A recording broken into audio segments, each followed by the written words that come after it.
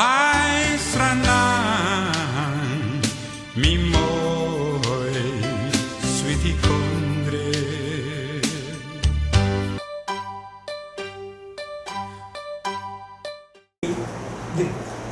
Kijkers, goedenavond en welkom tot het programma Afrekenen met het verleden, voor heden. Ja, mijn lieve mensen, sinds na de verkiezingen heb je mij niet gezien. En waarom? Dat komt door COVID-19. Maar ja, het werk gaat door, dus wij moeten u toch op de hoogte houden over het reilen en zeilen binnen politiek Suriname. Kijkt u, de verkiezingen zijn reeds achter de rug, nu weekendse maand. Gesprekken worden gevoerd hier en daar, formaties worden in stelling gebracht. En u weet, velen van ze hadden geen schoon blazoen. Dus ze komen helemaal niet in aanmerking. Beloofd was dat mensen die reeds in de politieke arena waren, niet meer aan bod zouden komen, omdat ze aan hadden bewezen wat ze waren en wat ze waard waren. Echter worden er enkele namen genoemd. Ik heb hier de heren Guillermo Samson en heren Moeder. Goedenavond, heren. Ja, goedenavond Joyce, goedenavond kijkers natuurlijk ook. Zijn jullie al bekomen van de verkiezingsroes? Nou, en natuurlijk, we hebben die corona tussen gehad, verplicht rust. Ja. En ik denk dus dat dat tijd heeft gegeven om een aantal zaken goed op een rijtje te zetten en goed te evalueren. Maar ik denk dat we zo straks nog daarop verder kunnen. Oké. Ik neem ook aan dus dat de heer Guillermo ook de klappen van de zweep heeft gehad van die corona. Maar ja, het werk gaat voor zoals ik gezegd heb. Kijk, ik heb een paar zaken daarnet aangehaald dat tijdens verkiezingscampagnes de gemeenschap beloofd was dat mensen die reeds in de arena waren niet terug zouden komen, omdat ze hadden bewezen dat ze niks hebben in hun achterwerk, om het zo te zeggen.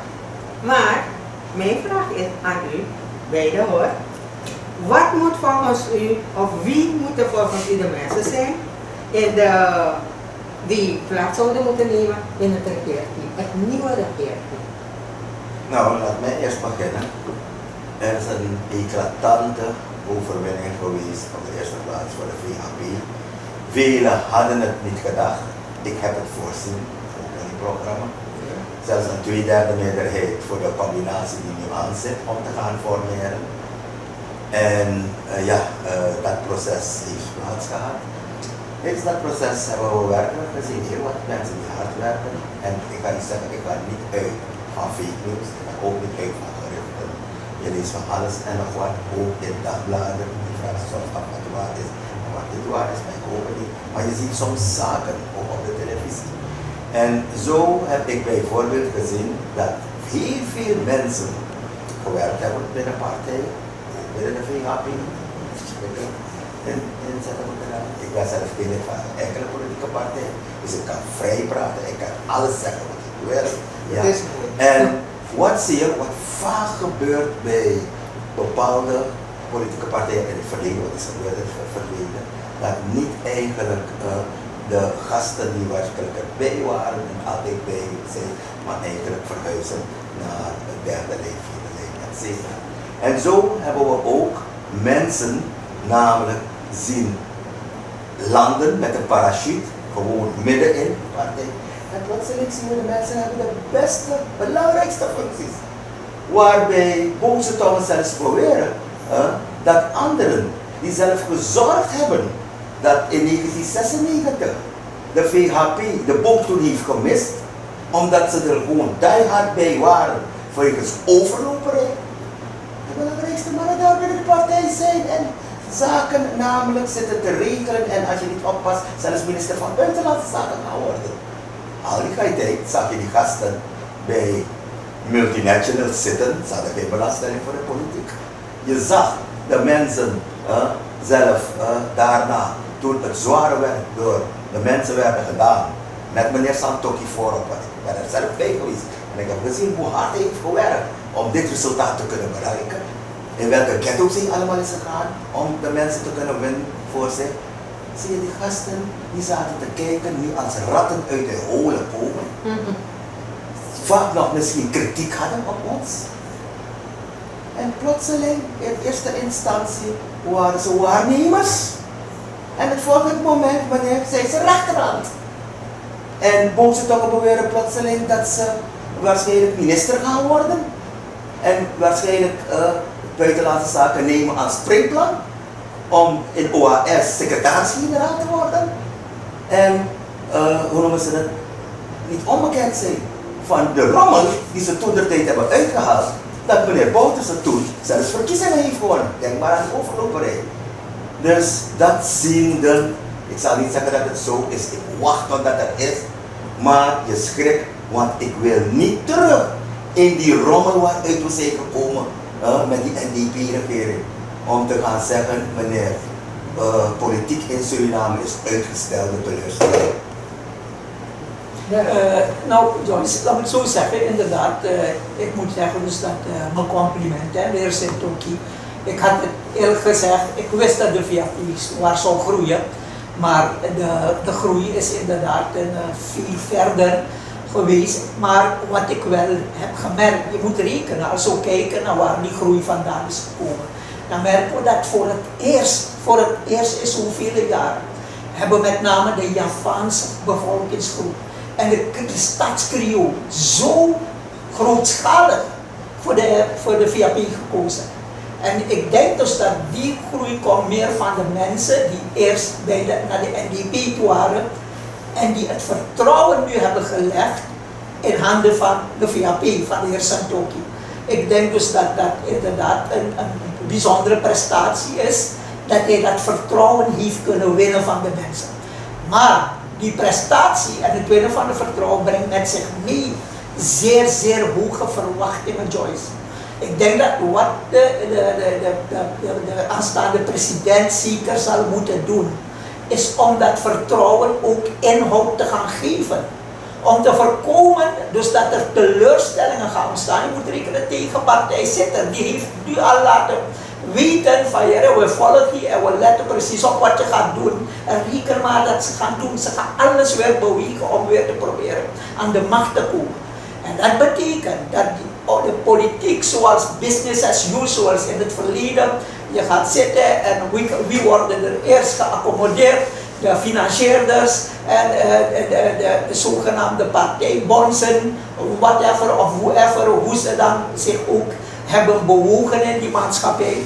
Ik denk dat we daarvan moeten afstammen. Het land is een bijzondere probleem. Er moeten goede keuzes worden gemaakt. Keuzes om uit deze ellende, om het land weer, de economie weer op de poten te krijgen. En dat betekent de juiste mensen gaan kiezen op de juiste plaatsen. Ongeacht wie ze zijn, van waar ze zijn, van welke partij ze zijn. We weten dat er zoveel kader nodig is die er niet is binnen één partij of twee partijen. We moeten de mensen gaan zoeken, los van de politiek. En als Surinamers gaan aanspreken en als Surinamers gaan inzetten om dit land verder vooruit op de poten te helpen, Joyce. Oké, maar hebben jullie een speciaal profiel welke jullie graag zouden willen zien of voorstellen dat, kijk, aan zo'n profiel zou iemand moeten voldoen om een belangrijke functie, bijvoorbeeld centrale bankpresident, minister Financiën, minister Volksgezondheid, een belangrijk onderwijs. Hebben jullie een profiel schets? Los van alles van het profiel, wat het volk verwacht, en ik praat namens het Surinaams volk, maar ik ook heb mij ingezet. En nogmaals, net wat hij zegt, de toekomstige president Santoki. Er is een grote druk op zijn schouder en hij verwacht verschrikkelijk veel van. En ik wil het zeggen, men heeft niet gestemd voor iets, maar men heeft vooral gestemd tegen iets. En dat tegen iets was, ze zouden eigenlijk dat gediefte, die diefstallen, al die slechte dingen die de vorige regering hebben gedaan, zoals het stelen, het sluiten van leningen, en die kunnen verklaren van de gelden, dat er onderzoek zou komen en dat de schuldigen door de rechter achter slot en grendel gezet zullen worden. Die verwachtingen zijn er, maar bovenaan, als je goed kijkt, wie heeft de meeste stemmen gehaald in Suriname? Santoki. Bijna 30.000 stemmen. Ja, klopt. Na hem mevrouw Matura. Waar komen die twee vandaan? Uit de politiedienst. Dus je ziet, die mensen wilden iets, vandaar dat ze voor twee politiemensen hebben gekozen. Dat vertrouwen is groot. Dat wil zeggen, wat je ons hebt beloofd op het podium, Hoefdraad, Abrahams en die hele bende die ons in deze misère hebben gestort, meneer, er zou worden aangepakt. meneer gaat het ook nakomen. Maar wie profiel, wat het profiel moet zijn, allereerst eerlijkheid. Voordat ik wil praten over diploma, voordat ik wil praten over credibility, voordat ik eigenlijk wil praten, wat is jouw track record? Wat heb je gepresteerd?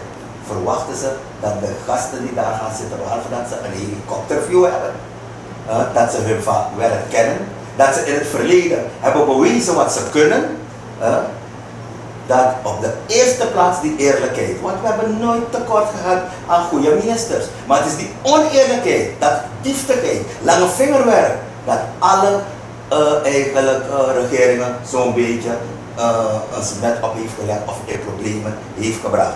Dus natuurlijk, er is dat een profiel moet er zijn, maar bovenal dit volk verwacht eerlijke mensen die het werk ook kunnen. Want ik kan je zeggen, Joyce, waarschijnlijk beseft misschien Santoki niet wat hem te wachten staat, maar hij komt in een bodemloze put dat leeg is. Want tot de dag van vandaag wordt er nog geroofd en gestolen en dingen weggebracht om het onmogelijk te maken. Kortweg, er wordt gewoon verschroeide aarde voor hem achtergelaten. Zelfs voor 5 militairen hebben we tegenwoordig een generaal in Suriname die verschrikkelijk veel gaat verdienen. Ik lees in de krant, de dochter van meneer Bouterse, 500.000. Minister die nooit aan het werk is geweest, want ze is ziek, zoveel 100.000. Zelfs meneer Abrahams, die ons in zulke grote problemen in het beginstadium al heeft gestort, gaat hoeveel 100.000 gulden krijgen. Dan zeg ik meneer Santoki, maak geen grappen, maar geef die paarden haver wat toekomt. En daarmee bedoel ik niet Samson, want Samson zit niet te wachten op welke positie of wat dan ook. Wat Samson wil, is wat Keynes heeft gezegd, laat mijn buurman, laat het heel volk goed leven, geld hebben, dan wordt Samson er ook goed van. Dat wil zeggen, laat je buurman niet in armoede leven, maar laat je buurman het ook hebben, dan zal jij het ook goed hebben. En dat is de boodschap die ik aan Santoki meegeef. En let op vooral die gasten die eigenlijk als, Pengel had gezegd, als fio zich aan jou komen hechten en je bloed uitzuigen en wanneer niets meer te halen is, verdwenen zijn. Ja. Dus dat wil ik zo zeggen, ik ben helemaal eens. De eerste voorwaarde in het profiel is dat die integriteitsonderzoek. Kijk naar wie mannen handelen en wandelen. Ja, zijn ze eerlijk, zijn ze oneerlijk, wat is hun reputatie in de samenleving? En tweede is uiteraard, en daar pleit ik wel voor. Er zijn veel dingen die moeten worden gedaan. Het land moet worden opgebouwd. Er zullen plannen moeten worden gemaakt. De planologie, de stedenbouw, noem maar op. De totale infrastructuur, noem maar op. Ook in de gezondheidssector, in de toerismesector. We moeten vakmensen hebben. Laten we niet hebben zoals eeuwenlang met het ministerie van Openbare Werken heeft geleid. En waarbij het puinhoop is geworden omdat mensen die totaal atechnisch werden gezet om een compleet technische ministerie te leiden. Juristen. Waar alleen maar vooral juristen, waar nota bene een tekort aan technisch kader was. Dus de lammen moeten de blinden gaan leiden. Begrijp je? En laten we dat dus daarom, laten we kiezen voor mensen die hun vak kennen in dat specifieke gebied. Dus laten we kijken naar de vakkundigheid, laten we kijken naar de carrière van mensen. Hoe hebben ze hun carrière opgebouwd? Want het hebben van 20 titels zegt totaal niks. Je hebt een heleboel titels, maar je hebt er niets mee kunnen doen, je hebt er niks mee van kunnen maken. Laten we kijken naar carrière. Hoe heb je die carrière opgebouwd? Dan heb je een idee van de capaciteiten van mensen. Wanneer we naar carrière en carrièreontwikkeling gaan kijken. En laten we kijken naar de visie van mensen. Vraag ze wat hun visie is. We moeten ontwikkelen, het bruto nationaal product moet omhoog. Hoe ga je het doen? Geef me het model in 5 verdere zinnen. En dan moeten we daaruit mensen kennis maken. Niet kiezen uit loyaliteit of omdat ik meer macht heb of wat dan ook. Ik denk dus dat profiel duidelijk zijn en ik denk dus dat we inderdaad mensen uit het verleden die een bijzonder slechte job hebben gedaan. In 2010 heeft het Nieuwfront niet zomaar verloren. Er is een slechte mordom waar de ministers waarvan een groot deel gewoon niet deugden. Ja, een klein deel natuurlijk weer wel, we moeten niet generaliseren. Maar laten we oppassen wanneer we mensen gaan kiezen en weer niet naar af terug gaan. Dus er moet een antecedentenonderzoek zeker zijn, wat meneer Hongra namelijk daar zegt. En we zullen enorm goed moeten letten wie namelijk daar komt te zitten. Want je ziet ook mensen die nooit werken. Absoluut niet werken. Ze zitten omdat ze zeggen ze zijn geboren om minister te worden. Dus wanneer een partij niet aan de macht is, dan zie je ze niet, dan werken ze ook niet. Zodra er weer verkiezingen komen, dan zie je ze de hele dag zitten, namelijk in partijgebouwen, hopen dat ze zullen opvallen. Maar ze hebben nooit gewerkt in het leven, hoor. Dat kan ik je nog zeggen. En waar we ook nog, wat we ook nog moeten doen, ik wil de pers, de krant. Gisteren heb ik een journalist van Dagblad Suriname ook gevraagd. Gaat u onderzoeken wanneer die namen gepubliceerd worden? Want we zullen de namen kennen, maar als we erachter komen wie er allemaal komen, dan zullen we ook niet schromen. Ik, Samson, met naam en toenaam, zoals men me al lang kent, vanaf de tijd van Jopie Pemmel, via Setni, ja, via Aaron, via Venetiaan, via dezezelfde bouten die nog zit, om met naam en toenaam te komen vertellen wat zo iemand die minister moet worden heeft uitgesproken. Zoals we dat geval kennen ook bijvoorbeeld een boeketief minister was geworden en daar de vadering erachter kwam. Deze dingen mogen niet meer gebeuren. Dus ik, Samson, zal eigenlijk zijn als een watcher, als een klokkenluider. En ik zal je doopziel lijmelijk lichten en helemaal beschrijven voor dezezelfde microfoon van u, mevrouw Joyce Abdullah. Oké, de laatste vraag, want we zijn al door onze tijd heen. Kijk, je hebt net gezegd, Santoki heeft hard gewerkt, dat onderkennen we allemaal, we hebben het gezien, we hebben het meegemaakt. Er is een zware druk op zijn schouders. Maar weet u, wat vreemd is, dat mensen, u hebt het ook gezegd, de mensen hebben tegen iets gestemd. En wanneer je nu hoort dat mensen die dit land naar de kloten hebben geholpen, dat met die mensen gesprekken worden gevoerd. En ik zeg dit omdat ik het zelf heb gehoord uit de mond van Santoki. Toen men hem vroeg, zei, je was bij Bouterse, wat deed Hoefdraad daar? Toen heeft hij gezegd, ik was met mijn team daar, van deskundigen op financieel gebied. En meneer Hoefdraad was daar om te geraken uit de situatie waarin we zijn. Dat breekt me klomp daarvan, want ik vraag me af, je weet allemaal dat Hoefdraad ons in deze situatie gebracht heeft. En toch ga je gesprek met hem voeren. Ja, ik moet zeggen eigenlijk, dat geheel is namelijk begonnen met het smet op zijn lassoen. Heel jammer, want het is gewerkt. Het is een man met een enorme drive, een enorme visie. Ik kan erover praten, want ik was bij hem. Ja, thuis bij hem, op het veld met hem, in het partijgebouw. En het is een man met een enorme helikopterview, een drive, anders bereik je dit niet. En ook een hele smart, slimme man. Niet zomaar. En daarom vind ik het jammer. Maar dit komt waarschijnlijk door wanneer je de macht hebt, dan zijn het niet de mensen die jou influisteren, let hierop, let daarop en het met mij menen, maar dan zijn het meestal ook die bloedzuigers, die fiofios, waarover ik het had. Ja. Die komen uit de holen als ratten, snuffelen even en zeggen, hé, wakasi, wapiskasi, dit, dat is pikkie. En als het er nu is, dan zijn ze verdwenen. En dan moet ik namelijk zeggen, het eerste foutieve is namelijk toen de ministers bekend gemaakt wie we daar krijgen. En er werd gevraagd aan BL, wie wordt het? Meneer Somali zei ik, terwijl Somali had gezegd, in feite hij gaat afstand doen. Waarom ga je het doen? Om wraak te nemen op de gemeente van HVB, Huis van Bewaring, is die partij. Tweede smet is toen niemand wat wist en hij daar was. En dat is het, want de man die hem niet adviseert met protocollen, is niet de man. Ik had er waarschijnlijk voor gezorgd dat dit ding nooit was gebeurd. Ja? Want de man is misschien ambassadeur geworden, weet ik, in een Amerikaanse organisatie, maar protocollen is not zijn ding. En heeft hem natuurlijk laten gaan. Af heeft natuurlijk met hem besproken, want ik heb begrepen in de tweede instantie was hij wel met de man namelijk daar. En kort hoor. Ja, kort. En wat er toen is gebeurd, we hadden het waarschijnlijk nooit geweten, wat hij namelijk uitgekomen. Maar ik zou één ding zeggen, het gaat niet zo doen. Meneer Santoki had nooit van tevoren een gesprek moeten aangaan nog met meneer Bouters. Hij zei dat het ging om informatie. Maar zoals dat namelijk toegaat, plas na president-elect, dan wordt er een commissie benoemd. van de NDP en van de VAP. En die mensen praten. En kort voor dat hij gaat aantreden als president, dan komen ze bij elkaar. Bouterse met zijn EGA, Satoki met zijn EGA. Komen ze in het paleis. De vrouwen gaan apart met elkaar praten, de heren. Ja. Maar tot dan zijn het protocollen die plaatsvinden. En je gaat niet zomaar dwars, namelijk voordat er wat heeft plaatsgevonden. Voordat je president-elect bent, stap je namelijk toe.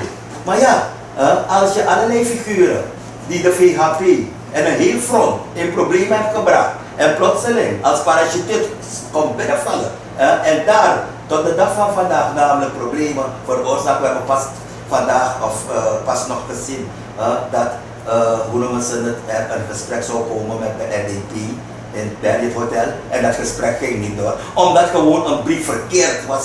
Dan zeg ik, je bent met amateuristische dingen bezig op dit moment. Ik denk dus dat inderdaad, Joyce, dat het een heel onverstandige zaak is om met de mensen daar te gaan praten. Het argument zou zijn zogenaamd om te zorgen dat we niet in een default zitten. Whatever men heeft beleid gevoerd, laat men de consequenties zelf, laat men zelf die rotzooi en die rommel opruimen. Omdat jij straks, en dat is de consequentie ervan, word jij aangesproken van ja, we hebben met jou overleg en het is op jouw advies. Dus ik denk dus dat, maar misschien kunnen we de volgende keer op voortaan. We gaan verder. En die hoefdraad om te gaan praten, om die 23 miljoen rente te betalen, om volgens direct ook hebben moeten zeggen, hey, luister, voer die devaluatie direct door. En laat het niet op mijn bord wanneer ik kom. Want dan gaan de mensen zeggen, oh, de prijzen zijn dan hoog, ze worden nog hoger, een devaluatie, jij hebt het gevoerd. Terwijl jij, hoefdraad, die rommel gecreëerd heeft voor dit volk. Oké, meneer Samson, heel hartelijk dank. Ik zie dat u boos maakt en terecht ook hoor. En hem ook heel hartelijk dank, want het zijn zaken, het zijn geen dingen wat u nu weet. U weet allemaal wat deze man heeft veroorzaakt in dit land. En door hem te doen, zitten wij in deze shit vandaag. Dus laten we zeggen, aan het eind van dit programma, dat aller ogen gericht is op de heer Santoki. Dat hij waar zal maken wat hij gezegd heeft. Ja. Lieve mensen, het was een fijn om met u bezig te zijn. Dank u wel, heren. Ik zou zeggen, een hele fijne kijktijd verder en tot de volgende keer. Ja. Hi.